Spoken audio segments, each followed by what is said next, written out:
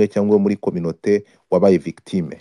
Uyu mubyeyi cyangwa uyu mwana w'umukobwa, by the way ni n'umwana w'umukobwa, she's still younger, ni n'umukobwa by the way, ntabwo ari n'umumama ku bantu babyita umumama. Karinganire amakuru maze kubona ariyo mpamvu agatumye ngaruka hano, utamuriza yarahohotewe. Ndaza kubwira ukuntu yahohotewe, aya masaha we don't know where she, ntabwo tuzi ahantu afungiwe. Ibi bintu muri Amerika birakora ku buryo bafata umuntu bakajya kumufunga umuryango udashobora kumenya n'ahantu afungiye, bakaba bamufite. Ibi ngibi biteye impungenge, ibyo bari kumukorera turabizi. Muri Amerika, mu Rwanda cyangwa muri Congo? Muri Amerika, Congo ifite umutekano kurusha Amerika. Niba mufungiye umuntu kuvuga mukanya we are serious man. No, Godfather mukure kuri cause. Mukanya ndaje mbabanure mwese, kuko niba mushaka kumvanga murabizi ndabesura, mwabyohe mwe mu ntega amatwi mu nyumve. Hello, so gahunda ukuntu imeze nuko nguko mukanya tugiye Jesus ndakumva uci respect kusungu nk'aba mwisanze hano mute mwa shyano mwe mu mabarere mu nyumve. So the space igiye gutangira na mukanya ndayitangira maze kugira abantu 10 nako abantu 100, harabura abantu 15, ndahagurukana n'abantu 100, abantu mwese ariko kamanze mbigire gutya, dore muramvanze. Haleluya. Bano cyangwa wakatsindwa gisa n'intwa zamuka. Impuruza nimbabwira ko ni emergency, zamuka hano gisa n'intwa. Ndabamanuye kuko muri kumva ngamwe wakatsindwa mwe. Zamuka hano gisa n'intwa. Uzumfashe mureke dukora ubutabazi, ariko mukandi dufite umutumirwa, dufite umuntu ugiye kuza kudusobanurira byimbitse irenganwa cyangwa uburyo uyu mwana w'umukobwa yafashwe aya masaha akaba ataza ahantu hari. Ahangaha hari umukobwa ni Fifi wo muri Kentucky, ufite imigabo n'imigambi, watubwiye ko uyu muntu yafunguwe bishyuye biru akaba ari mu rugo, kandi umuntu ntabwo umuryango uza ahantu uri. Ibi bintu wabitewe n'iki? Fifi ufite imigabo n'imigambi. Fifi ntabwo nkira. Fifi nyirabutisiga, sinzi niba arashaka kugira ngo protecting uyu muntu, ariko ndakurahira se butembere bwa shyamba. So hagati aho hari ikibazo gikomeye, ntabwo uyu mwana w'umukobwa Karinganire tuza ahantu ari, ariko mukanya turakira umwe mu bavandimwe be agiye kuza kutubwira imva n'imvano cyangwa ikihishe inyuma yo gufungwa k'umuvandimwe wabo byagenze gute, aratadusobanurire. Ariko ntekereza ko agomba kuba hashtag y'uyu mukobwa, agomba gukorerwa hashtag. Ndifuza ko abantu bose bari muri community zo muri Amerika, ibi bintu murabizi ko bibaho, ibi bintu birimo racisme. Uyu mwana w'umukobwa mu gufatwa kwe, mu gufungwa kwe, habayemo akarengane gakabije, kuko babikoze. Polisi yamutwaye yari ifite andi makuru imuziho, ntabwo yigeze ibikoresha. So we need justice for this young woman, the African woman, kuko she's in trouble, she's in danger, kandi ibyo harirengagijwe ibyagagombye kuba byarakurikijwe kugira ngo uyu muntu ahabwe ubutabera cyangwa ahabwe uburenganzira bwe bitewe na situation yari arimo. So ni mukanya abantu bageze 100, bwana gisa n'intwari harabura abantu 8, ngiyewe nkorera imbere, ndatangira maze kugira abantu 100. Abo bantu 100 nubwo nzi ko muzano mukabyagira ntagire umuntu uyagira ikintu akora, ariko niba uri umunyamategeko ndaza kugusaba kuzamuka. Niba utuye muri Kentucky by'umwihariko, niba utuye muri Etats-Unis d'Amérique, niba uranga uturi mu gihugu cyari cyo cyose ushobora kugira ikintu twunganiraho, I will need you in this platform. Uyu munsi ahangaha turimo gutabaza, turimo gusabira umwana w'umukobwa kurenganurwa, ariko ntekereza ko haraza no kuba space yo mu Cyongereza. Turaza gutanga hashtag, turaza gukora hashtag mbere yuko kuwa mbere hagera ngo bajye kuburanisha uyu muziranenge cyangwa uyu muntu uzira karengane. Turaza kureba impamvu tumwita uwahohotewe, turaza kubyumva. Ni mukanya gisa n'intwa, fungura mic yawe. Uraho Godfather amakuru si meza, kuko ubu turi kuvugana aba diaspora ntabwo tworohewe, aba municipal n'abaroko mushobora kuba mumeze neza kuturusha, kuko abazungu bari kuduhiga bufuni na buhoro, ibintu bari kudukorera si iby'i Rwanda. Niyo mpamvu turanga tuje gutabariza umuvandimwe wacu kugira ngo turebe niba nuvuga ngo birashoboka ko yaba afungiye ahantu twafata nko muri documentation. Neza ntahantu bitandukanye no muri documentation y'i Burundi. Ariyo mpamvu mukanya tugiye kwakira umwe mu bavandimwe be azize adusobanurira imva n'imvano byagenze gute kugira ngo yisonge muri situation uyu mukobwa. Karinganire byamugendekeye gute? Karinganire yari muntu ki? Karinganire yari muri situation y'ubuzima. So ni mukanya ngiye kuzamura account yitwa Justice for Karinganire. Justice for Karinganire, saba ijambo uzamuke hano hejuru. narisaba bari hano nabo basharinge space twumve ikibazo cya karinganire abantu bari muri Amerika ariko abisi mperuka ari umunyamategeko muri Amerika amategeko yigiye mu Rwanda akajya kuyapuratika muri Amerika nta kintu yadufasha, ariko naze hano munzanire abi akamwoherereza link. Ariko buriya kuba warigiye amategeko muri iyi ariko ukajya kuyapuratika mu bantu, ukajya gufesinga abantu bize muri Harvard, birumva ibyo byavamo. Amategeko yigiye muri iyi ariko ntabwo yatwara muri Kentucky ngo akore, ariko reka yagiye ku Gisozi.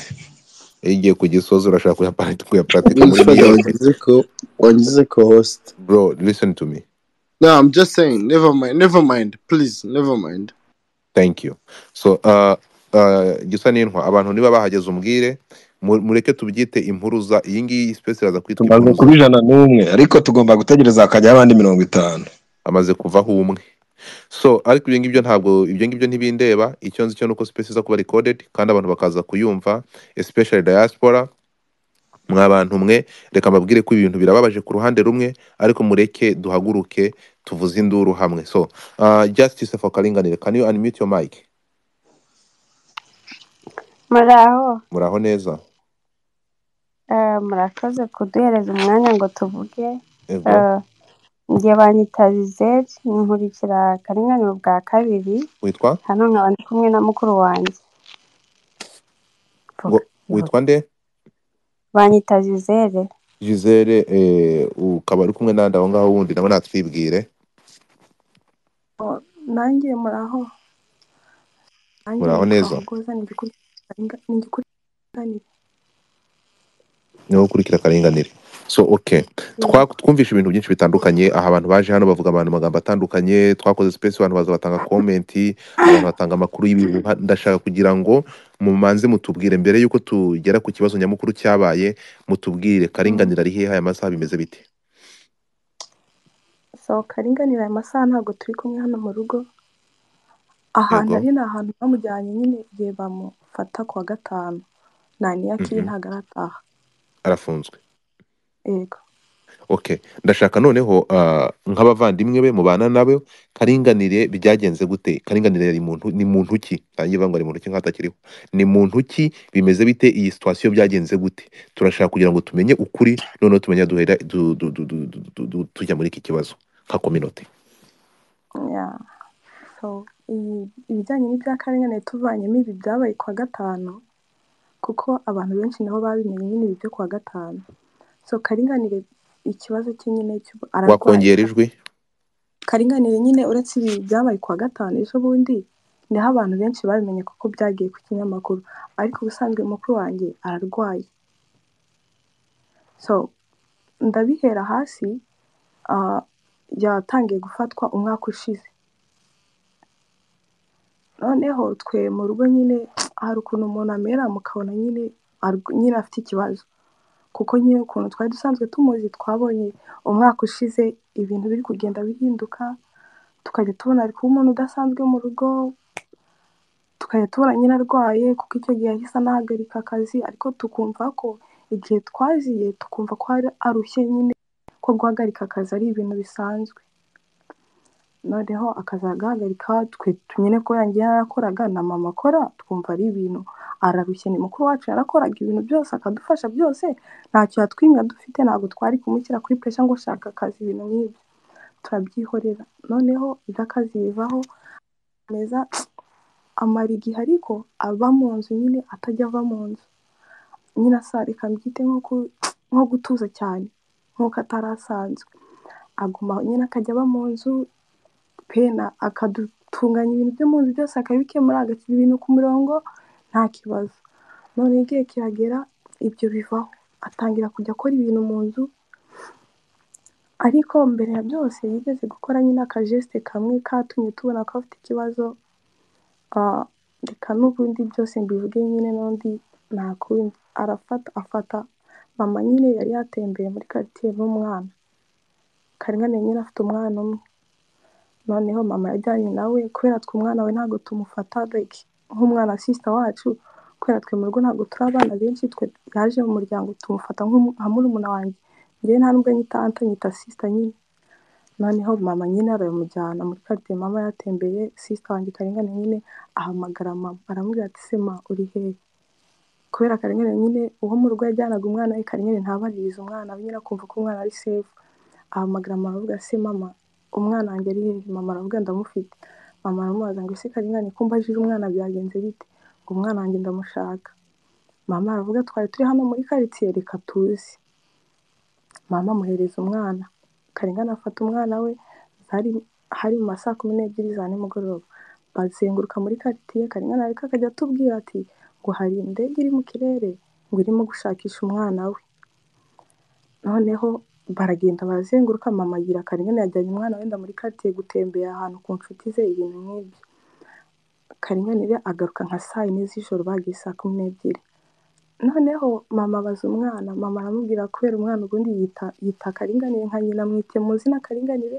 mama akamwita mama, mama aramubwira ngo ese amwakora mu zina so ntabwo ari ngombwa wenda ngo nshyire izina ry'umwana we hanze, ndavuga ngo mama aramubaza ngo none se ngo uvuye hehe, ngo nari ndi kumwe na Karinganire, ngo none muvuye hehe ko mutashe bwije, Karinganire yinjiye mu nzu ahita ajya kuryama, mama aramubwira ngo nese ko mwinjiye mu nzu bwije ngo muvuye hehe, ngo nyine ngo Karinganire ngo yari ari kunzengurutsa muri quartier ngo ari kumisha ngo indege itantwara, mama yambaye n'ibirenge Karinganire nyine, mama abona nyine ko ibintu nyine bidasanzwe, naho mama akajya amubwira se Karinganire ibintu uri gukora urarwaye reka kwa muganga, Karinganire akajya atubwira ngo ngende muzima ngo ahubwo ni mwebwe mufite ikibazo cyo mu mutwe, ngo sinzi ngo nimwe mufite ikibazo, akajya abona n'ibintu bidahari nyine, Karinganire nyine birakomeza, noneho akajya agira igihe afata ikintu cyatwemeje nyine ko ashobora kuba afite n'ikibazo cyo mu mutwe mbere y'ibindi, afata amazi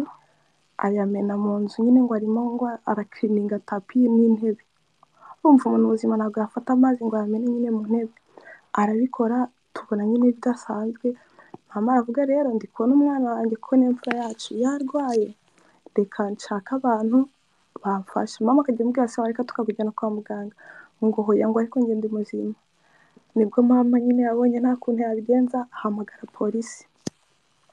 polisi ziraza zishaka umujyana kwa muganga, aravuga njye ndi muzima, polisi urabizi abantu ba hano ntabwo bajya bajyana umuntu kwa muganga adashaka, babwira mama rero umwana wawe kwanga ko tumujyana, ahubwo genda uzajye kuri koti baguha agapapuro twe tuze tumufate, mama ajya kuri koti, polisi nk'ejo yaho zizana n'ibyo bipapuro nyine, ziza kugira ute gutwara Karinganire, baramujyana amarayo iminsi 5, noneho Karinganire agarutse agarukana ibipapuro kuko yagiye kwa muganga, kandi ku bipapuro ngo yagiye iyo tariki zingahe, ko ibyo byose ndi kubibabwira ngende kubabwira iby'umwaka ushize, yagiye ubwa mbere bamujyana kwa muganga ni tariki 27 z'ukwa 10 umwaka ushize, niho bamujyanye kwa muganga, amarayo iminsi 5 baramugarana, polisi zamugaruye ntabwo ari twebwe twagiye kumuzana, mama aramubaza se ko bakubanye kwa muganga waduhaye ibipapuro, bari bamuhaye envelope, noneho Karinganire abwira mama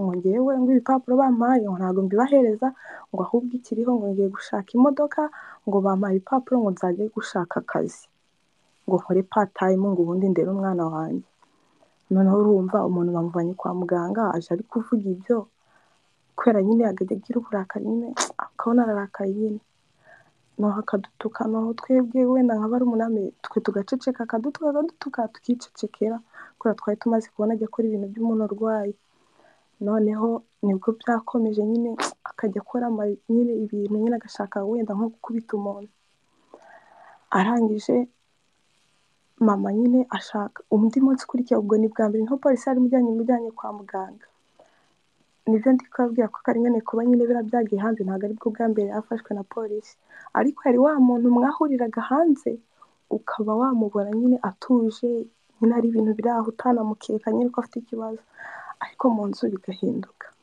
noneho nyuma yaho nibwo Karinganire yaje aravuga ati ngo ngewe ngo ntabwo ndwaye, ngo ahubwo nyine akajya dushinja uburwayi twebwe nyine mu nzu, ngo ngo dufite ikibazo cyo mu mutwe, ibintu byinshi nyine, agira igihe akajya yumva ko nta n'umuntu waza kudusura mu nzu, haza umuntu agahita avuga nasohoke ngo aje nyine kuba yaduha amarozi, ibintu nk'ibyo, nta muntu nyine wari ukigera mu rugo nyine ngo aje kudusura bose karinganire yagajya basohora keretse uwo we umutima we ushaka. Noneho agera igihe reka mbivuge ko nanabyumvise kuri space hari umuntu wabivuze abandi batangira kubijaginga. Karingana agera igihe wafata umwanzuro aravuga rero njyewe mu bigeze mu kwa bari bamuhaye yagiyeyo mu kwa 10 tariki 27 ariko uko bamujyanye kuri emergency bahita bamuhereza ibipapuro bamuhaye twayibonye ejo bundi byanditsweho ibindi bitaro twazabonana n'umudogiteri nyine bamuha appointment. Iyo appointment bari bamuhaye yo mu kwa 11 tariki 6 kuko Karingana yaje akabyihererana ntabwo twamenye ko afite appointment. Naho twebwe ntacyo twari gukora yaraje ibipapuro arabika byo kwa muganga.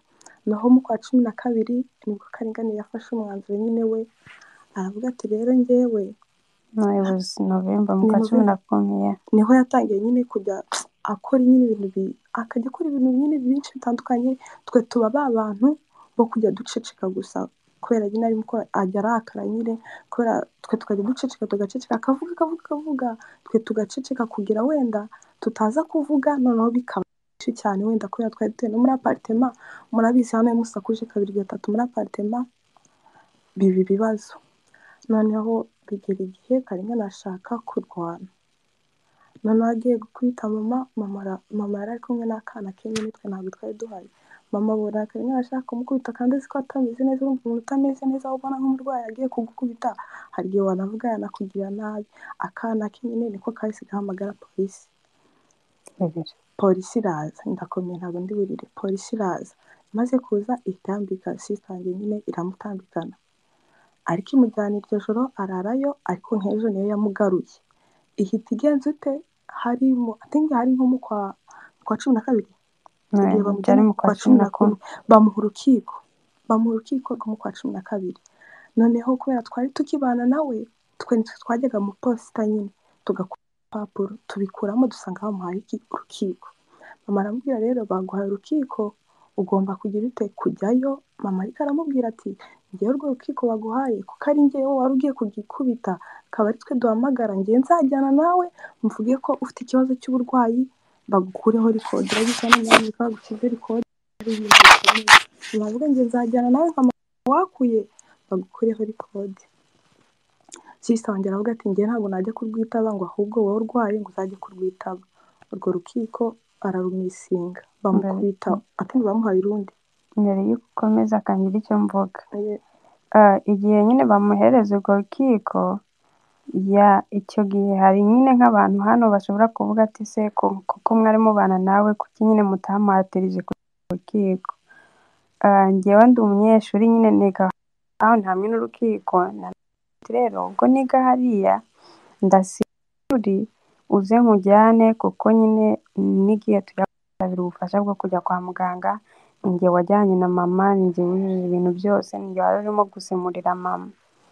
So rero arangiye rero kubera ari njye uhiga bayo wowe muze mbajyane noneho kugira nta n'umusemuzi babahereza njye mbasemurire kandi kuko ndi muri abana mbabyire n'ikibazo kimeze.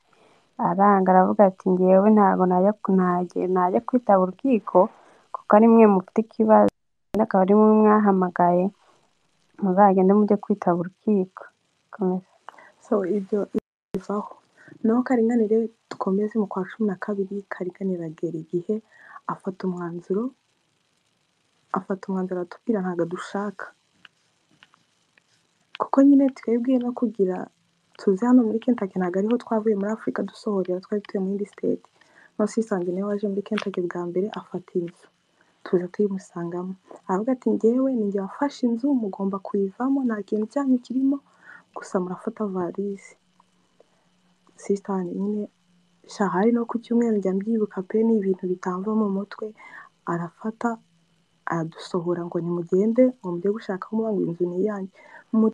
Abantu bavuga ngo biki n'ibiki impamvu twe yararwaye ibaza umuntu utaranatekereje basi umwana ngo reka umwana we tugumane. Yaravuze ati weho abwira mama ngo naba ngo n'umwana ngo mwese mugende unabaka. Ariko iryo joro araye nyine umva ari gusakuza noneho atwirukanye nyine mu nzu mama agenda kuri lizingi arababwira rero ngewe mfite ikibazo umuntu tubana yansohoye tugezeyo lizingi ihita ivuga ngo n'ubundi ngo baje kubivuga ngo mwaraye musakuza turagenda nyine kubera twari dufite anti muri quartier duhita tugira ute tuba kwa anti nyine bisanzwe twamaze y'ukwezi kwa 12 kose atingi no kwa mbere Karingana nyine akajya tukajya dufata umwana asira umwana we nyine yarari kwiga nyine tukajya tumujyana kuri base gutyo noneho twamugeza kuri base akajya kumudutanga akamucyura nawe yamugeza mu rugo urumva umuntu udakora uri mu nzu wenyine ni ibintu yabigoye kugira nyine yite ku mwana biragoye akana akamubwira ati ngenda ashaka mama kubera yamwitaga Karingana akavuga ngo nguma tubane akana umunsi umwe karamubeshya ngo rero ngo kwa mudogo ngo nasizeyo ngo sharijeri ya computer yanjye ngo njyana njye kwireba umwana ageze kwa mudogo aho twabaga yanze gusohoka Karingana yamureka mu gitondo nabwo aza kumufata mujyana kuri base Karingana nawe aramubwira ati none uyu munsi turarara hamwe ntabwo uri bwenge gusanga ba mama ngo nibo nirukanye ngo wowe ngwino tujye tubana umwana nyine aramucunga afata computer ye agabanya ibintu birimo amini muri baga yiwe y'amakayi agabanya ibintu birimo afata inkweto z'ishuri aheka baga umwana we nyine ntago ari mukuru cyane ari kazi bwenge umwana we ahita asohoka yasohotse ari nka saa moya z'ijoro arasohoka ahita aza kubera amudogo twari twegeranye muri quartier ntago yaciye ahantu like urugendo rurerure kugira agera aho tuba ariko nyine ni nk'Imana yamukingiye akaboko iryo joro ashobora kuba yari guhura n'abantu wenda akaba anahura na polisi cyangwa ahura n'abandi bakakagirira nabi ibintu nk'ibyo akana kakomanze duhengereje tubona niko turagakingura turakabaza se bigenze bite ngo njye ntabwo nshaka kubana na Karinganire ngo yararyamye ngo ndabyuka ngo ngiye guteka ngo n'uruzi ngo mbonye atanyumvishe ngo mpitanifatira amakayi ndaza mama rero iryo joro aravuga ati Karinganire atabyuka ariko umwana yari yamwangiye ngo ntabwo barara mu cyumba kimwe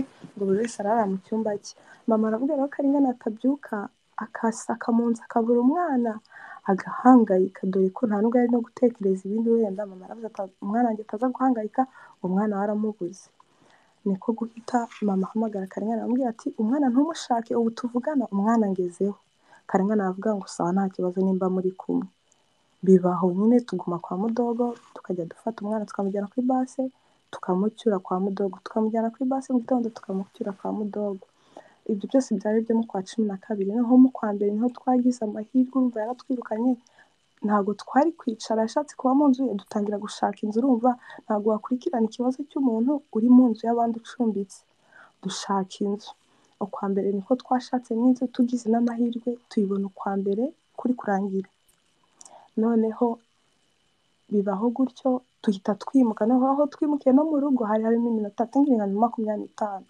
urumva twamaze kwimuka umwana ntago twari kumukura mu shuri ahubwo mama yaragiye ajya ku ishuri aravuga ati ngiye kwimuka kandi umwana nawe nyine turimo we yashize mu mico avuga turimuka umwana turashaka mu muhindurira ishuri noneho bahita bavuga ati kugira tumuhindura ishuri ubundi Karingana nyine mu madosiye yari yarandikishije ko hari mama afite uburenganzira ku mwana mama nyine ajyayo n'uyu muntu wanjye turi kumwe bajya kumwandikisha hari ahantu kugira umwana yimuke baca nyine kugira bamwimure bagezeyo baravuga ati se ko turi kubona nyirakuru n'ubwo mufiteho uburenganzira ko dushaka nyina mama aravuga ati nyina ntawe ko hari igihe cyageraga Karingana nyine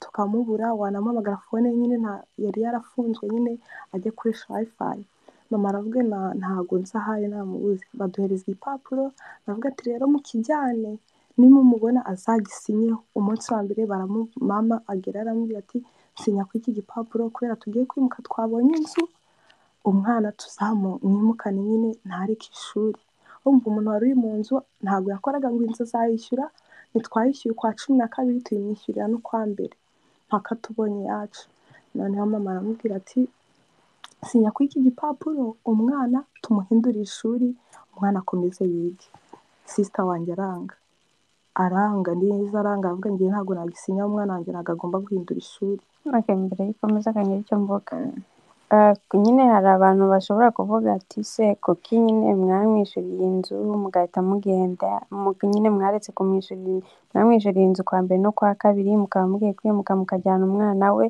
we nyine atabyemeza. So ikintu cyabayeho kuri ofisi nyine naho bahise bazana igipapuro baravuga ati kuva muri iyi nzu, kandi kuko atarashaka kubana natwe muri ako kanya tubona ntago ari bube ari kujya tutazi iyo ari kuba, tutazi abantu abana nabo, tutazi ibintu arimo, tubona rero tutamurekera umwana. aba aribwo tuvuga ati ugomba gusinya kino gipapuro, tumusaba uburenganzira ko yasinya igipapuro tukajyana umwana. Icyo gipapuro yanga kugisinyaho umunsi wa mbere, wa kabiri, wa gatatu. Umunsi wa kane ugeze nibwo mama yambwiye, kuko ari njye nyine wari uri kubyirukamo, ni njye nyine wari uri kubyirukamo. Mama arambwira ati rero tugende ku ishuri ry'umwana turebe niba hari icyo badufasha. Tugeze ku ishuri ry'umwana nibwo twababwiye nyine ikibazo gihari, turababwira ati uyu muntu turi kubona afite uburwayi, twamusabye ko asinya igipapuro tukajyana umwana, kuko n'ubundi bagiye kumuta hanze nyine twese hamwe nyine, kuko inzu yari ikiri kuri twese. Aravuga ati rero bagiye kuduta hanze, none tugiye dushaka nyine kwimura umwana, kuko ntago mama we yaba afite ikibazo kimeze gutya ngo dutererane umwana aka kanya, kuko nyine turi gushaka inzu kugira tubone ukuntu tumushakira nawe ubufasha. Barangije ku kigo badushakira social worker, uwo munsi aranabonetse. Baratubwira ati rero ejo muzaze mugire ute musinye ibipapuro, mwuzuze ibipapuro. Turagenda twuzuza ibipapuro, tumaze kuzuza ibipapuro baratubwira ati umwana muzamujyane kuri iki kigo mumwandikishe. Turamwandikisha, baramufata. Bamaze kumufata icyo gihe nyine twahaye tumujyana ntago ajya driving iminota 30 kumujyana ku ishuri, na mukuru wanjye ukoze akadrivinga 30 kujya kumucyura. So ubu nyine byari ibintu bigoye, tugahora tubatetereza tukababwira ati biratugoye. So tugize amahirwe byatwaye icyumweru kugira umwana bamuhindurira ishuri. So ku munsi wa mbere w'ishuri umwana nyine twamujyanye ku ishuri nk'ibisanzwe, naho tumujyanayo yari iminota 20 nyine. So turangije turamufotora yambaye uniform n'igikapu, dufata ifoto mama yohereza Akarengane aramubwira ati rero ntujye gushaka umwana yahinduye ikigo. Akimara kubimubwira gutyo nyine nta kindi yavuze, yaravuze ati nta kibazo. Nk'ejo yaho arahamagara aravuga ati se ko nagiye kuri basi y'umwana akaba adahari. Mama aramubwira ariko nakohereje ifoto nanakubwira ko umwana twamujyanye ku kindi kigo, ko atakiri kwiga aho ngaho. Rero muri icyo gihe nta kibazo pe yari abifiteho. Yaraduhamagaraga kuri telefone, akaduhamagara kuri video tukavugana twese, tukamuhereza umwana bakavugana. Ubundi haba nyine ari nko muri weekend cyangwa kwa gatanu tutakoze, tugatwara nyine tukajya aho ngaho kuri iyo nzu yarabamo, tukagenda nyine tukajya kureba ukuntu ameze, tukajyana n'umwana nyine akamusuhuza. Umunsi umwe nyine naho twigeze mama n'umwana we bigeze kujya kumureba, noneho bagezeyo, kuko nyine ni umuntu yari aba mu nzu, iyo nzu n'umuriro bari barawukubye, mbese ni umuntu wari uba mu nzu gutyo. Yaba ashaka kurya bakagenda kwa mudogo wanjye, nk'uko Hogoze yari yabivuze, hari ba mudogo twari duturanye, akajyayo bagateka, nawe akaba ari aho nyine agateka bakarya, mbese biri aho bakamekinga shuwa ko ari ye. Yaba nyine nawe atageze kwa mudogo, ba mudogo bakajya ku nzu bakajya kureba niba nta kibazo afite, niba ameze neza. Rimwe na rimwe nkamuhamagara nkambwira ati se umeze ute, ushaka nkugurire ibiryo, nkamugurira nyine ibiryo kuri DoorDash. Nuko birangije tumaze kwimuka aravuga ati rero ba mama nyine bagiye kumureba, aravuga ati ndashonje kandi ntabwo nshaka guteka, tujyane mu rugo aho mwimukiye njye kubasura narebe n'aho mwimukiye. nari ndi mu kazi barampamagara mbategera Uber, bahageze aravuga ati ntaribi ndarara, amaze kuvuga ngo ararara baraza arateka, amaze guteka amaze kurya aravuga ati njye ntabwo nshaka kubareba nta nubwo nshaka kubana namwe, tangira kuvuga ngo yakubita mama, tangiye kuvuga yakubita mama, mama aravuga ati rero ntaribi aravuga ati nagukubita hamagara abana bawe baze bantegere Uber, nari ndi mu kazi mama arampamagara aravuga ati mutegere Uber bimeze gutya na gutya, mutegere Uber aragenda.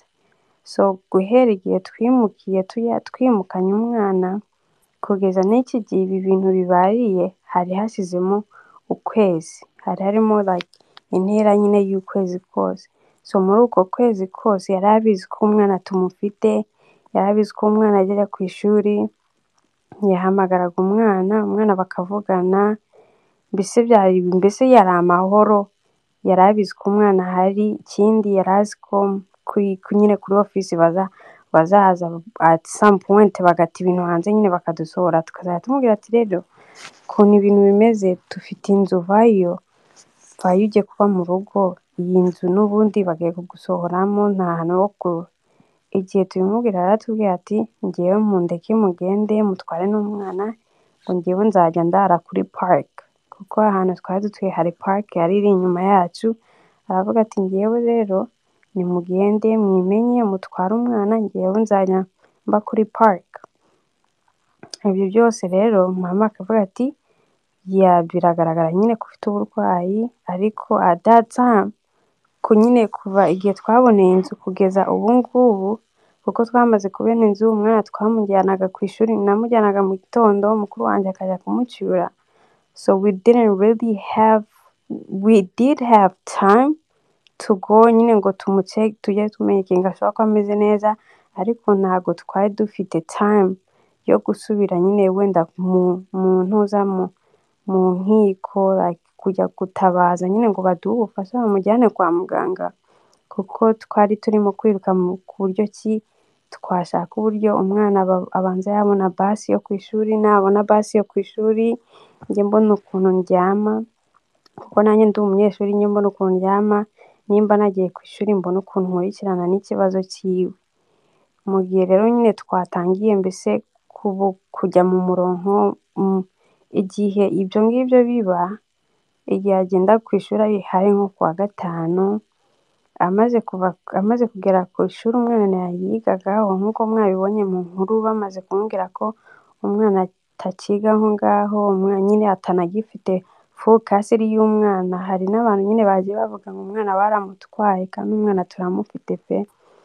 So baramubwiye ntabwo afite custody y'umwana, ararakara nyine, kuko nyine ubwa burwayi butuma arakara. Noneho n'umuntu ntabwo avuga icyongereza neza, nta nubwo acyumva neza, so bituma nyine arakara.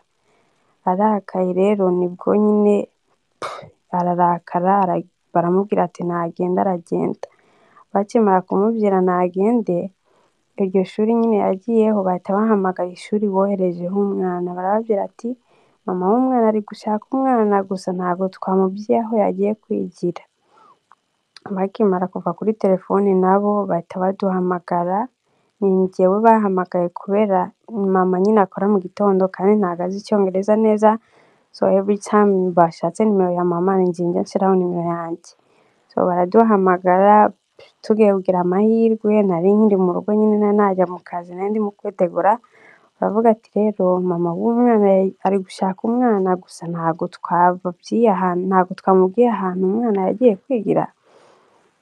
Uwo mubyeyi atanavuga ati rero no muri hari n'ibipapuro mwujuje bya social worker bivuga ko ufite custody y'umwana, hari icyo batumye mwuzuza nabi kivuga ko ari wowe ntabwo ufite custody y'umwana, ari n'akarengane ntayo afite, so umwana mbese ntabwo afite aho abarizwa. Aravuga ati rero aka kanya niba mufite umwanya mwahita muza mukuzuza ibyo bipapuro. Nari ndi kwitegura ngiye kujya mu kazi, mbwira mama, ndamubwira ati rero mama vayo tugende, nubwo nyine nakererwa ntacyo njye bimbwiye, gusa vayo tugende dukemure iki kibazo. turagenda nyine twuzuza ibyo bipapuro, tumaze kuzuza ibyo bipapuro turataha, tumaze gutaha turagira nyine ngenda mu kazi na mama yari aho mu rugo, hari nko kuwa gatanu, iryo joro ryose mama nyine ntiyigera asinzira, umunsi wakeye wawo wo ku sabato naho yari aho umubiri nyine uri kubona atameze neza arimo kurira, akavuga ati tukamubaza ati se mama ufite ikibazo ki? Ngo ndi kubona umwana wanjye ahantu yizinze inzara yenda kumwica, turamubwira ati rero ngwino tujye kumureba, tujye kureba nyine tumushyire n'ibi. Umwana aravuga ati rero ikintu, aravuga ati ma fata ibiryo uteke tubifate tubimushire, ni umwana we wari uri kubivuga, aravuga ati fata ibiryo uteke tujye kubimushira. Turagenda nyine turateka, tugiye kumushira ibiryo turamuhamagara turamubura, kuko yabaga ari mu rugo twamuhamagara tukamubona, so tumuhamagaje tumubuze duhita nyine tubyumva ko atari mu rugo.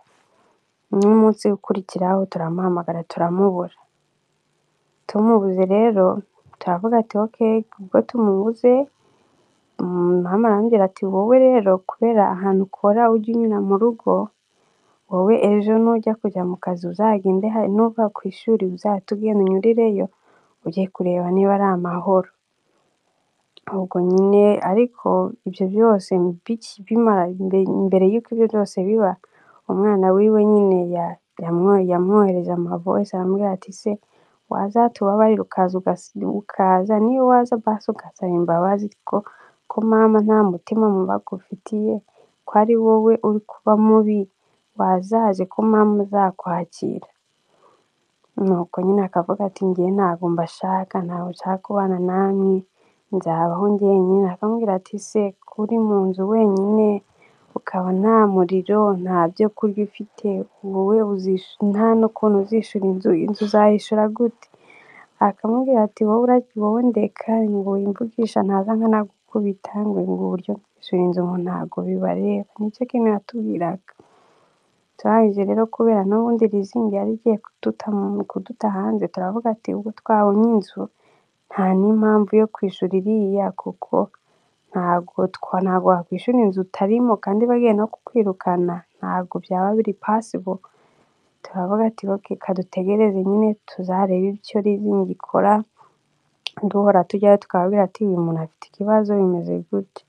So rero umwana yabonye basi kuwa mbere no kuwa gatanu bikimara kuba, akimara kujya ku ishuri, twasubiye ku ishuri tumaze gusinya ibyo bipapuro, bahamagara nyine ku mabasi bari kuvuga ati umwana akeneye basi gutya na gutya. Uwo munsi kubera njye navuga ko ibi byose biri kuba wenda nibyo Imana yari yarateguye kugira azabone ubufasha, kuko twari twaramuhendahenze ngo ajye kwa muganga akanga, twarasabye ubufasha bakamujyana kwa muganga ariko bikagera nyuma bikanga. So umwana uwo munsi arara nabo iryo joro, ibintu byose byabaye kuri basi. Twari tumaze ibyumweru 2 tubabwira baduhereze basi y'umwana, hafi ibyumweru 3 batari bayiduha. So uriya munsi ibintu byose biba ibi nyine, iyi incident happened igihe yabaye, ni nawo munsi baduhamagaye barambwira ati actually byabaye the same time, kuko narebye ukuntu nareadinze news bamufashe around 3 pm, kandi ni naho bampamagaye bari kumbwira ati basi y'umwana irabonetse gutya na gutya. So barangije nko kuwa mbere umwana tumujyana ku ishuri, kuko hari nyine ibintu bijyanye na basi tutari twumvikanye nabo. So ndavuga ati rero umwana turamujyana, nyine tuvugane nabo, umwana nk'ejo yazagende na basi. So nk'uwo munsi mujyanye ku ishuri, mvuye ku ishuri nyine, kuko nanjye nari umunyeshuri, ndavuga ati okay, kubera nagaje njya ku ishuri nka 3:50, umwana mvuye kumujyana 9:00, ndavuga kansinzireho nyine nk'agasaha kamwe, ubundi maze joining class. Nuko nyine nshatse gusinzira ako gasaha kamwe, ibitotsi ni ukuri kw'Imana ndabibura, numva nta mahoro muri njye mfite, mbese hari ibintu biri aho nta mahoro mfite. Ubundi joining class birangira nsinziye, nibwo nagiye kubyuka abantu bari kumpamagara. Hari umuyumba wampamagara avuga ati amakuru y'akarengane bimeze gute, ndamubwira rero ntabwo twamuhamagaye muri iyi minsi ngo tujye kumureba turamubura, so ntabwo tuzi uburyo bimeze. Nibwo yahise anyohereza nyine iyi nkuru, amaze kuyinyohereza ntabwo duhamagara ahantu bari bari kuvuga ngo arafungiwe, tubura umuntu, tubura nyine uburyo ki, tubura nyine umuntu watwitaba, turahagera ubwo nyine tumaze ninjye babibwiye mbere, maze kubimenya mama ninjye yahise anohereza voice bwa mbere, amaze kuyinyohereza kuko nyine yaguze yari aryamye, amaze kuyinyohereza njyewe kuko ni ibintu nyine byari bingwiririye bitangira mbyutsa abahoze, ndamubwira ati nyine bamufunze bimeze gutya, ndavuga ati rero kuri news bari kuvuga ko ari ahangaha, nagerageje kubahamagara nta muntu bari kumpa ngo mvugane nawe, tuhagere turebe. Tuhageze baratubwira ngo arahari, gusa ntibamuduhaye ngo tuvugane nawe, nta kintu mbese badufashije, gusa baratubwiye ati umuntu wanyu ari hano kandi bari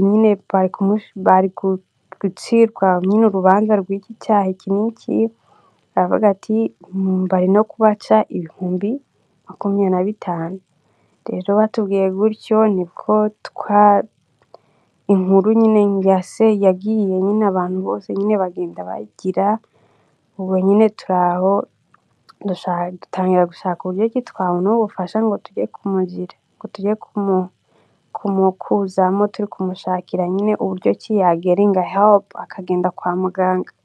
So mbese mu byo navuze byose mbiciyemo make, ibi bintu byabaye yabitewe n'uburwayi, ntabwo ari ibintu yakoze on purpose, ni uburwayi, kandi uburwayi twabujyanye muri leta, turababwira ati umuntu wacu turi kubona afite uburwayi mudutabare, bamujyana kwa muganga, ibipapuro birahari bigaragaza yuko afite uburwayi. So ubwo nyine dutegereje kuzagenda ku wa mbere kuko twavuganye n'umuntu, dutegereje tuzajya ku rukiko ku wa mbere mu gitondo, tukagenda nyine tujyanye proof zose nyine zigaragaza ko ari umurwayi, harimo nyine ibyo bipapuro yavanye kwa muganga, harimo nyine n'agapapuro bigeze kuduha igihe tugenda kuri court tugiye gusaba ubufasha, harimo nyine n'igipapuro nyine cyo kuri leasing kigaragaza nyine ko bari kutwirukana kubera we nyine imyifatire nyine yari afite muri iyo minsi. Murakoze. Alright.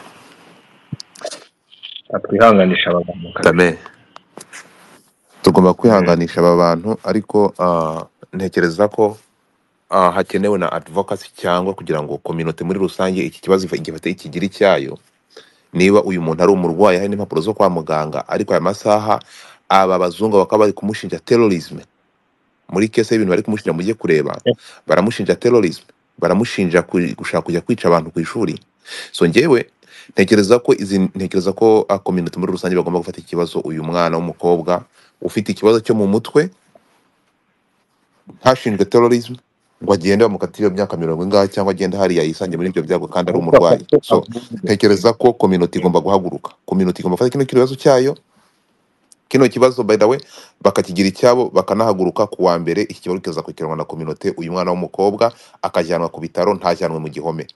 So please, niba tuza gukora hashtag, sinzi ikintu kigomba gukorwa, turaza gukenera inama n'inyunganizi, ni gute niki cyakorwa kugira ngo uyu mwana w'umukobwa urwaye, as long hari n'impapuro zo kwa muganga, ibi bintu ajyanwe kwa muganga ari kujyanwa mu gihome.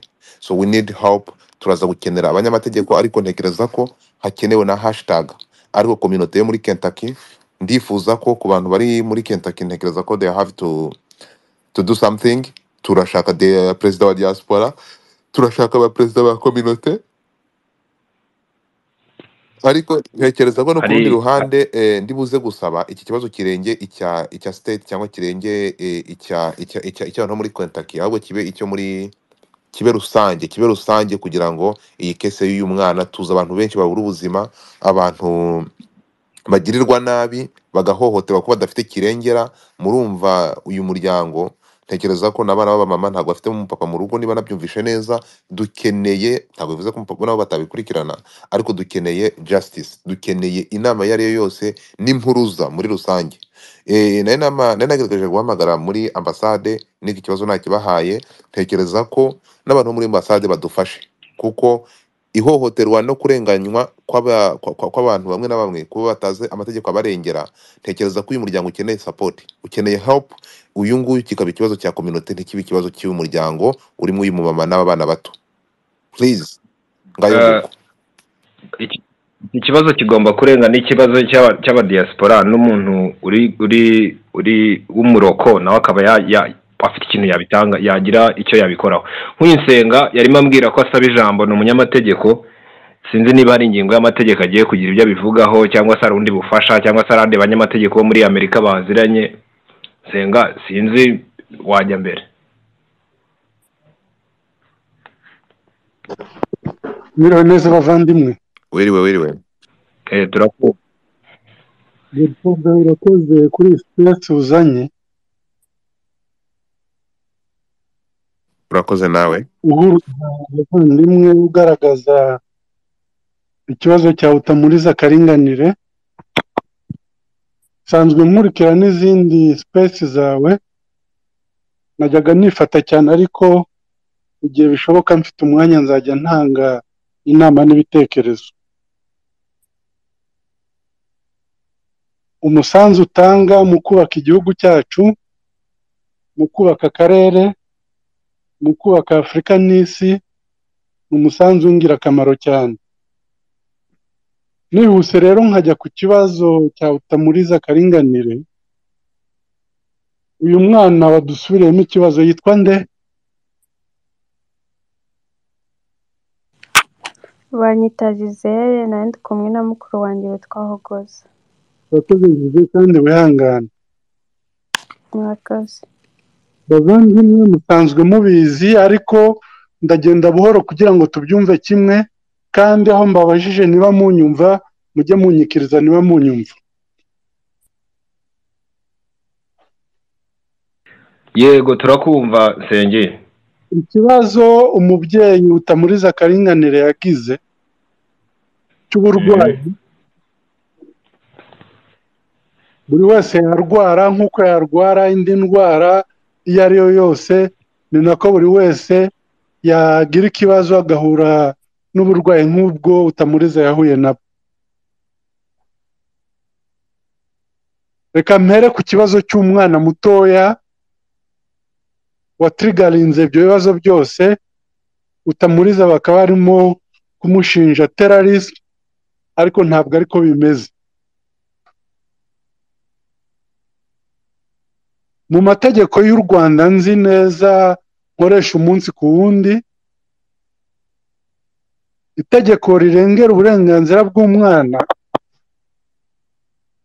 mu ngingo yaryo ya 11 rivuga ko mu bibazo uko byaba bimeze kose, imbere y'ubutabera, imbere y'inzego administrative, imbere y'inzego z'umutekano, iyo hari ibibazo mu muryango, uburenganzira bw'umwana bwitabwaho mbere y'ibindi byose.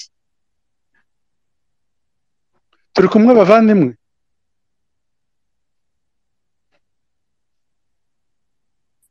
Allo? Turakumva, komeza ajya mbere, kandi ugerageza uraswe nk'umwambi. Ndagushimiye. Uriya mubyeyi mu burwayi bwe, icyatumaga ajya ku ishuri ry'umwana, nirengagije ibindi bibazo byose, uko yafashwe, uko yagiye kwa muganga, uko yagiye abura. Icyatumye ajya ku ishuri ry'umwana ni ukubera instinct maternelle. Ahageze kubera uburwayi, nta nubwo navuga ko icyaha bamucaginga ari terrorisme, ahubwo yakoze icyo bita menace. Ntabwo ari terrorisme. Ariko ikiriho ni uko uburwayi butari bumufatiye aho ngaho imbere y'ishuri ry'umwana, hari precedent kandi hari record, kuko yagiye kwa muganga kwa muganga zirahari. Bamutumiye inshuro irenze imwe kujya kwisobanura imbere y'ubutabera. Icyo ni ikindi kimenyetso gihari mu nzego za polisi z'umutekano n'iz'ubutabera. Mvuye rero kuri ya ngingo irengera uburenganzira bw'umwana, reka tujye kuri situwasiyo y'umurwayi ufite icyo kibazo, aho adakontrolinga mind ye ibikorwa na ajisima. Turi kumwe?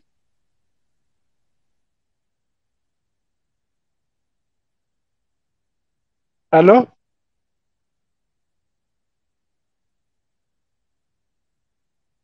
Alo? Erega turakumva, we komeza ahubwo uraswe nk'umwambi, twe turakumva rwose tanu kwa saba.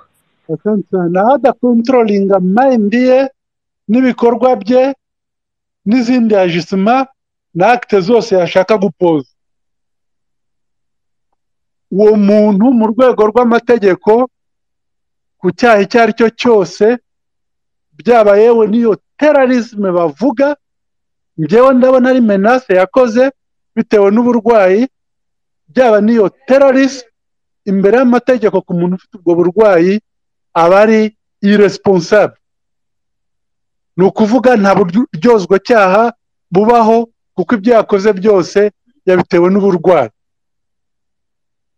Biragenda yewe ku bantu bakoze n'ibyaha ndengakamere.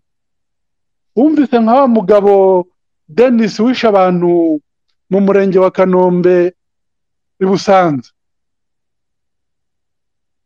Ntabwo byagiye mu itangazamakuru, ariko twarabimenye mu nzego z'ubutabera, amakuru turayamenya. Babanje kumujyana imbere y'ibitaro neuropsychiatrique kugira ngo abaganga bavuge batese uyu muntu ni muzima cyangwa ntabwo ari muzima. So ikibazo cya Utamuriza, shimye approche Godfather yafashe kubimenyesha ambasade, kubimenyesha perezida wa diaspora, communauté yose ikaba on alert. Nanjye niyemeje gutanga umusanzu wanjye wo gufasha mu rwego tekinike no kuba nareba uburyo navugana n'abandi bavoka bagenzi bacu hariya. Icyo bikora muri icyo gihe nakenera ibimenyetso nk'izo mpapuro zo kwa muganga, nk'iyo samon yari yashyikirijweho kwitaba urukiko, ibyo nabikenera. Ariko mu by'ukuri nagira ngo mbwire Gisele ko mu byakorwa byose ufatanyije na Godfather nanjye, izo mpapuro zo kwa muganga, urwo rupapuro rwamutumiye kwitaba ubutabera, urupapuro rwo kwa muganga ni icyo abaganga bagaragaje bamudischarginze mu bitaro, warunsharinga iyo samone yo kwitaba urukiko, agatsinda noneho ngirana relation iraho y'ubutore na ha excellence ambassador wacu muri Amerika.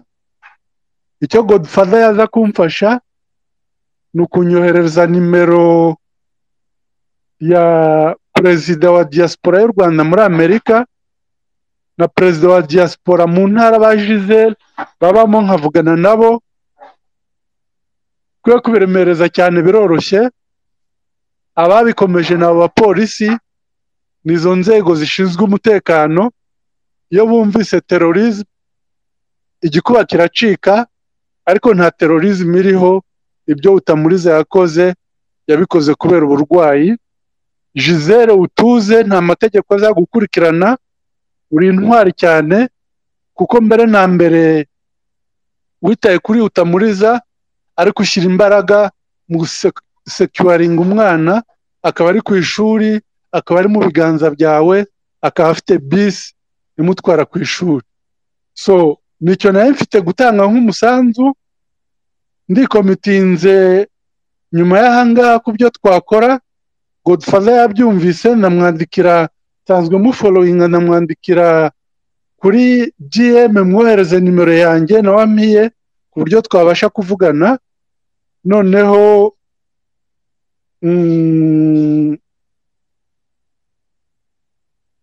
turebe uburyo ikibazo cyakemuka. Ntekereza yuko izo nzego z'aho ngaho mu ku overreactinga no kwita ku bintu uko bitari no gufata umurwayi en principe utagirwaho uburyozwe, nicyo nise irresponsabilité, n'ibimenyetso bikaba bihari, inzego nizibikurikirana mu kugaragaza ibimenyetso, mu kugaragaza amategeko amuredi, ikibazo kiraza gukemuka, bamurekure ahubwo ahabwe ubuvuzi bukwiriye. Ndabashimiye bavandimwe ku mwanya mwampaye, mfite inshingano zihutirwa mu mwanya, niba hari icyo ntasobanuye neza, niba hari ikibazo mwambaza, Godfather yakwigora akampa umwanya muto, niba hari ufite ikibazo yambaza nkagisubiza, noneho nkava muri space nkajya mu zindi nshingano. Murakoze. Okay. Ikintu cya mbere nuko tuza kuba in touch. Wari tubwiye ko hari abanyamategeko b'inshuti yawe cyangwa mukorana baba muri Amerika. Icyo nta kibazo ndibuze kukubaza, ubundi aza kugusaba waba in touch nabo, noneho bakaza kudufasha kuri iyi case.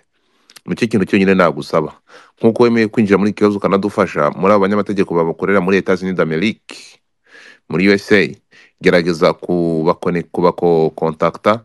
Dufite igihe gito, just one day, n'uyu munsi n'ejo ku cyumweru. Kuwa mbere nibwo bazajya mu rukiko, niba ari ubufasha bugomba gutangwa ku buryo kuwa mbere batazamufukiranya bakamushinja ibintu bakanamufatiranya n'ibyo ngibyo bakamukatira cyangwa bakamurundaho ibyo byaha.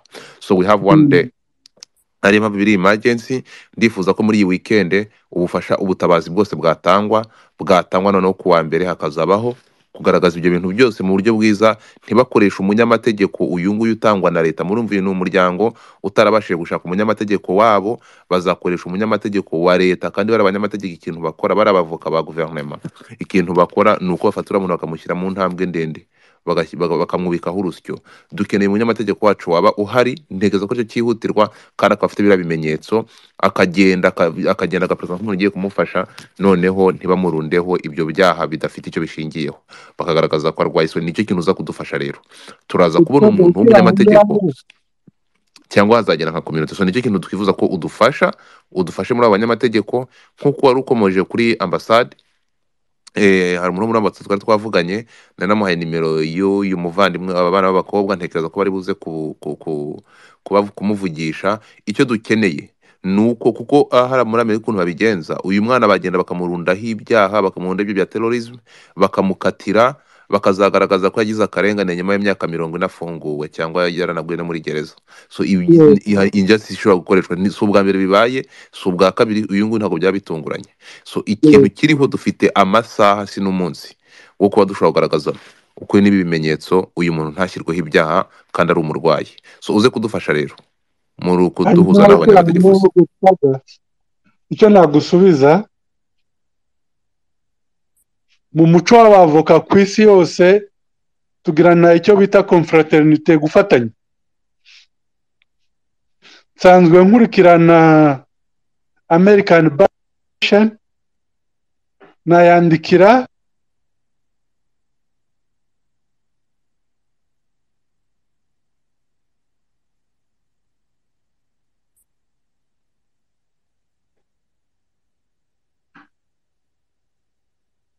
iyo network ni utamwumva. Uranyumva? Wari uvuze ngo wakwandikira, ngo iki ni iki wakwandikira? Nakwandikira American Bar Association. Yego. Urugaga rw'abavoka rwa Amerika. Ese Gisele ari muri leta? Ari muri Kentucky niba nibeshye. So reka tubyoroshye. Ambasade ubwo wayibwiye, ndaza kuvugana na ha excellence ambassador nawe abimenye. So ubwira Gisele aza kuhita anyoherereza nimero ya perezida wa diaspora muri leta barimo. Mvugane nawe, ame contact za za bar association muri iyo leta. Iyo umuntu ari vulnerable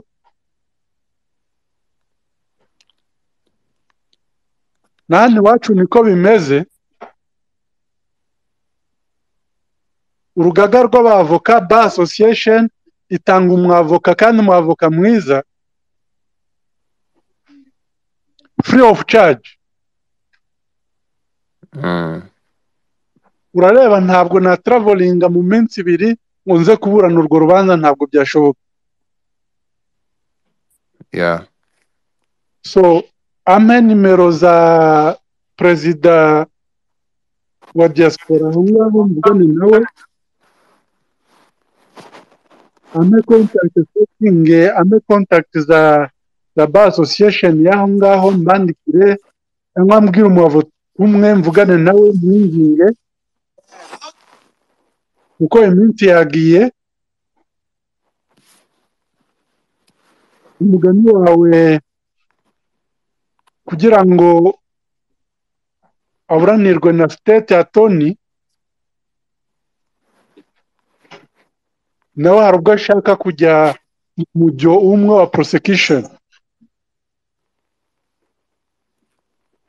kuko bakorera leta imwe, amatwara indangagaciro ziri aho ngaho, ko nanazita indangagaciro abantu bakwiye kugira sanse y'ubutabera n'ubushishozi.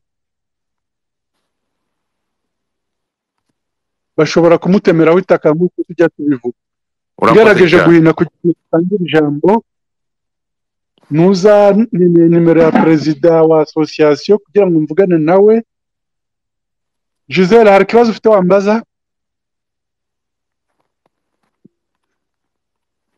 Ntabwo ntekereza ko ntabwo Giselle ntekereza ko hari ibibazo bafite babaza. Ntekereza ko we keep in touch ibindi twagira ngo tumenye imva n'imvano y'ibi ngibi.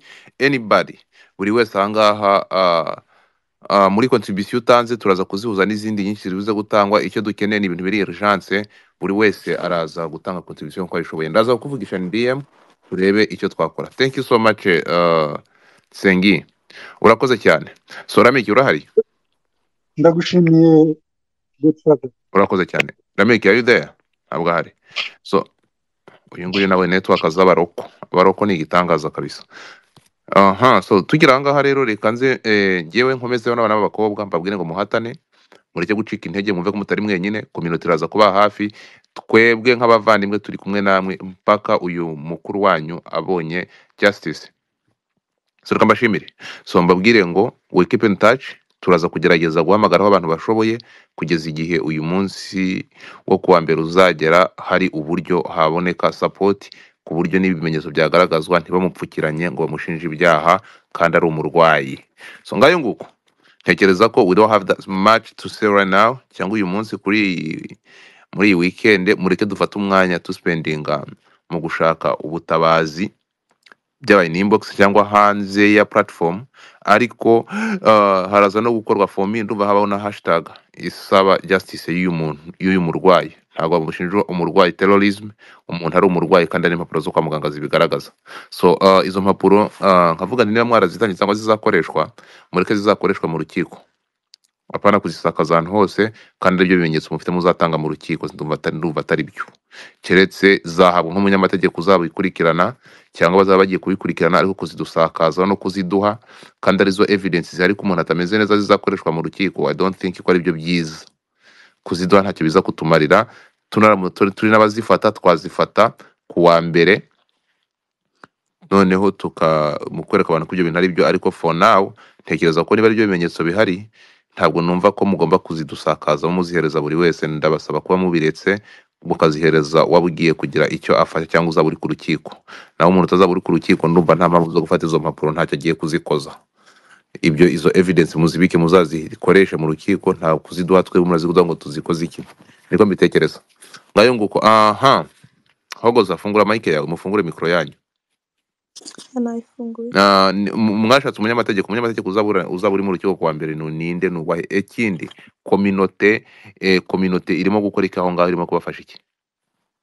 Nyine twebwe ukuntu byagenze twagiye Nyirabutisi wakongeye ijwi se utimbiri bwa cyangwa Okay, kuko byagenze nyine ku wa mbere niho basohoye biriya nibwo twabimenye tujyayo baducagiye amafaranga ariko n'ubundi ayo mafaranga mama ari kuvuga se ninshaka ayo mafaranga umwana wanjye n'ubundi ko aba atanshaka baramukura he baramukura mu gihome mushyire hehe keretse nibamukuramo bamukomezanya kwa muganga noneho ibyo nibyo batubwiye kwa mbere kwa kabiri mama asiba akazi ajyanayo mama nyine yabonye ikibazo atakihererana hano muri Kentucky hari komite nk'uko muri kuyivuga mama nabyo iyo groupe yo muri Kentucky ya komite mama byamutanzemo boherezamo link abantu bari kubaririza mama yoherezamo ariko daravuga ni umukobwa wanjye n'imfura yanjye nimumfashe mubigire ibyanyu hariho umuntu umwe nyine muri komite bafashe aherekeza mama kwa kabiri mama agerayo ibyo batubwiye kwa mbere barabimubwira uwo muntu aritanga ku wa gatatu aza kureba murumuna wanjye ko njye nari nakoze ajyana na murumuna wanjye hehe gushaka umwavoka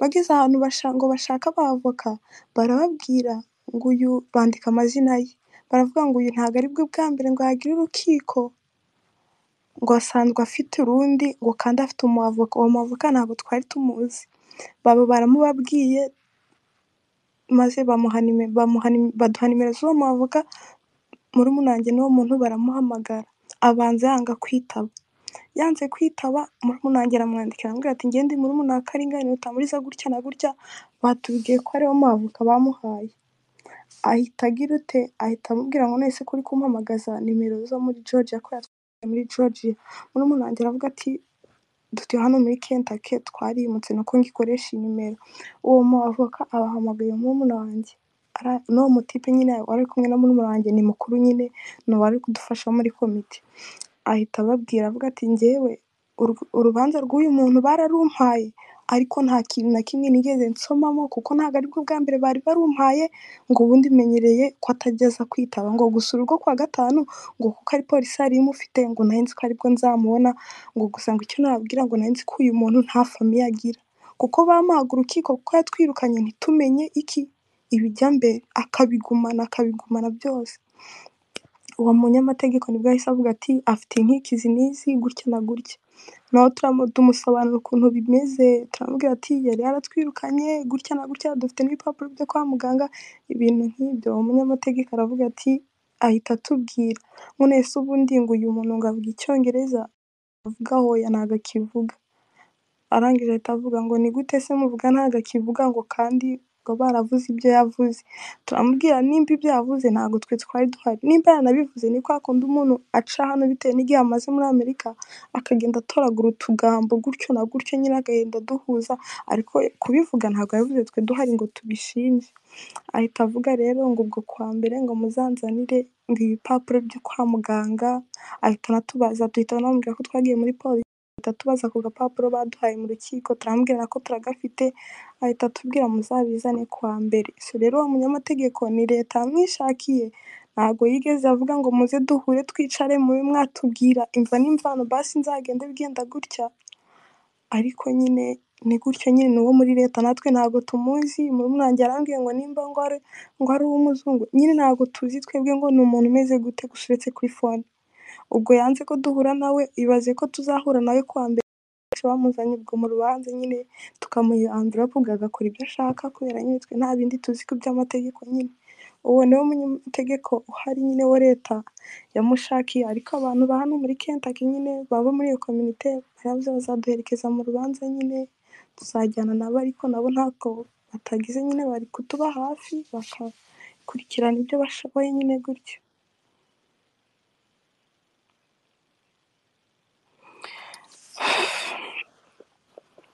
urakoze cyane ibindi turaza kubikurikirana ntekereza ko abantu babyumvishe mureke buri wese ufite igitekerezo atanga DM zirafunguye everybody unyandikire abantu muri aha ngaha muze kunyandikira ndi muri Amerika ubibasha afite nimero y'ahangaha uze kunyandikira namuhamagara so ntekereza ko nuko bimeze iyo kese y'uyu mwana w'umukobwa nuko imeze ni umurwayi hari impapuro zo kwa muganga so akeneye ubuvugizi ibingibi byo kumushyira byaba bya terrorism dukeneye ubufasha ubwo ari we wese kugira ngo uyu muntu abone ubutabera cyangwa abone gutabarwa kuko azaburana ku wa mbere nibwo bazamutwara mu nkiko. Reka mbashimire. Justice for Karinganire, iyi hashtag turaza kuyikora kandi iraza gukorwa mu cyongereza, hanyuma noneho tuyisakaze ku buryo kwa mbere atazigera ahohoterwa, ariko ntekereza ko twayikora kuwa mbere tubonye result zivuye mu rukiko niba batamurekuye. Reka mbashimire, mwakoze cyane. Hogoza wakoze. Murumuna wawe yitwa nde? Ntabwo ndi buvuge izina ryawe, ngo witwa nde? yitwa Gisele. Gisele na Hogoza, Mm. kareka mbihanganisha mbabwire mukomere, ariko muhaguruke mushake justice y'umuvandimwe wanyu. Turi kumwe namwe, ntabwo bafata umuntu w'umurwayi ngo bamushinje terrorism, ntabwo byemewe, ntibikunda, ariko ntekereza ko nka community muri rusange turaza kubaba hafi kandi turi kumwe namwe. For any help, mugerageze mukominike, mubigire serious ku buryo kuwa mbere bizajya kugera hari uburyo bwa nyabwo, hatari ukumupfukiranya ngo bagende bamurundeho ibyaha kandi ari umurwayi. Mwakoze cyane, reka mbashimire. Niba nta kindi kintu mufite mushaka gusaba nka community cyangwa mumva mukeneye gusaba, ubwo nabashimira, hanyuma noneho ibindi tukaza kubikurikirana in DM kandi tugakomeza kuba in touch. Hari ikindi mwakongeraho mbere yuko mbasezera? Njyewe reka nsabe nyine numvishije uwo muntu ari kuvuga nyine ko ari mu mategeko. Twebwe ikintu twasabaga, mudufashe no kuri kw'Imana, mudufashe ku buryo basi nanava hari ahantu nubwo tutazi uko ameze, umva yari umuntu ni ukuri kw'Imana, nta nubwo tuzi uko ameze. Sinzi nimba azanavamo ashobora kuvuga ko hari umuntu uba mu nzu, yagera ahantu waba nyine akaba yarya ahantu bamuhaye ibiryo, yari wa muntu nyine ntajya ateka. N'ubu nyine ikibazo twe dufite ntabwo tuzi nimba azavamo, ari no gushobora kugenda ko hari umuntu ufite ikibazo yaryaga, nyine ntabwo tuzi uko ameze pe. Ubwo natwe nyine dutegereje kumubona gutyo kuwa mbere, noneho n'uwo muntu ntabwo tuzi wenda ngo azavuga iki, wenda azamushinja amubwire atemera ibyaha. Gusa icyo bampa mu gihe bagerayo, bagezeyo baravuga ati ngo twamuzaniye, ngo tukimufata ngo ku Sabato ngo twamuzaniye umuganga, ngo ariko turanamubaza ngo mbese ibyo yakoze, ngo aratubwira ngo ngiye ngo nta nubwo nzi impamvu ndi hano, ngo nta kintu nakoze. Urumva nawe ibyo bari kumushinja ntabwo azi ngo ni ibiki, we nyine ajya ababwira ngo njye nta kintu nakoze. So mudufashe nk'abari kwikorera nyine, nicyo tubasabye ni ukuri kw'Imana, basi nava hari ahantu bazamujyana, bamujyane kwa muganga bamutuzane ari muzima. Ni ukuri Urakoze cyane. murakoze. Murakoze, reka mbashimire kandi ntekereza ko ahangaha dufite abantu bafite ibitekerezo bitandukanye bari buze kubana natwe, even na community iri aho ngaho turaza kuvugana nabo, wish ko biri buze kugenda neza kandi kuwa mbere mukazabona ubutabera. Reka mbashimire, mwakoze audience hano, reka nshimire buri wese twabanye, abitabiriye iki kiganiro. Reka mbashimire. This is was Godfather, akasamutwe mureke dushakire Karinganire justice kandi ntekereza ko izaboneka.